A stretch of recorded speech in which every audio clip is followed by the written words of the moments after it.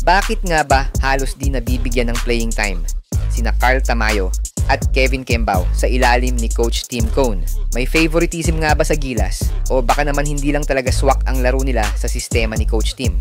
Samantala, Ange Kwame, magiging Filipino na next year, pwede nang maglaro as local player para sa Gilas. Pero ang tanong ng maraming fans, kukunin kaya siya ni Coach Tim Cone? Pero bago yan, like and subscribe lang mga kabady para sa latest basketball news and highlights. Maraming fans ang nagtatanong, bakit itong dalawang young stars na ito na parehong versatile at skilled, hindi masyadong ginagamit sa Gilas?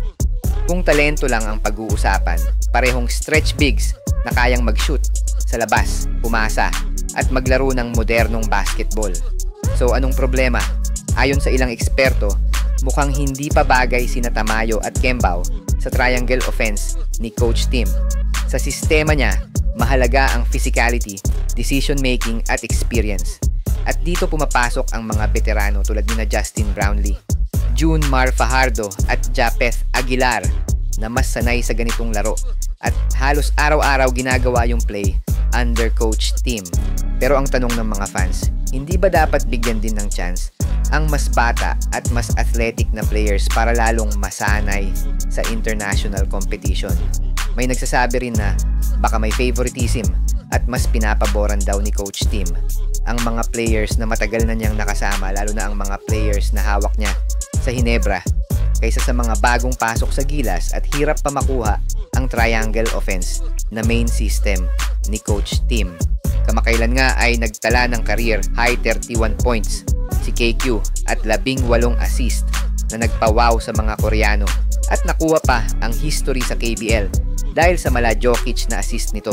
Samantalang hindi rin nagpatinag ang 6'7" forward na si Carl Tamayo, dropping 34 points kahapon at buhatin ang LG Sakers sa intense na laban nila sa team ni Ethan Alvano. Pero bigo lang nga itong maipanalo ang game dahil sa kulang na ambag ng kanyang mga kakampi. Ano sa tingin nyo? Dapat nga bang bigyan ng mahabang playing time ang dalawang to sa FIBA Asia Cup sa Agosto? Sa kabilang balita, Ange Kwame, magiging full Filipino citizen na next year. Ibig sabihin, pwede na siyang maglaro bilang local player sa Gilas. Sa year 2026 nga, ay magiging ganap ng Filipino citizen and naturalized player ang Gilas na si Ange Kwame. Ayon kasi sa batas, ang lahat ng foreigner na tumira dito sa Pinas ng mahigit sa 10 taon, nag-aral o nagtrabaho at isinapuso na ang pagiging Pinoy, ay pinapayagan na silang maging Filipino citizen dito sa Pilipinas. Sa kaso ni Ange Kwame ay dumating siya dito sa bansa last 2016 at nag-aral siya sa Ateneo kung saan siya naging varsity ng school, mga bagay na nagpa-eligible sa kanya na maging Filipino citizen. Matatandaan ngang under Coach Tab Baldwin nung in-apply ang kanyang citizenship sa bansa at ilang buwan lang ay na-approved ito sa DFA, kaya nakita natin siyang nakapaglaro sa ilang FIBA games as naturalized player kay Coach Tab Baldwin. Alam nating solid rim protector, rebounder si Ange at isang player na kayang magbigay ng depensa sa loob na matagal nang hinahanap ng Gilas. Pero ang tanong, kukuhanin kaya siya ni Coach Tim?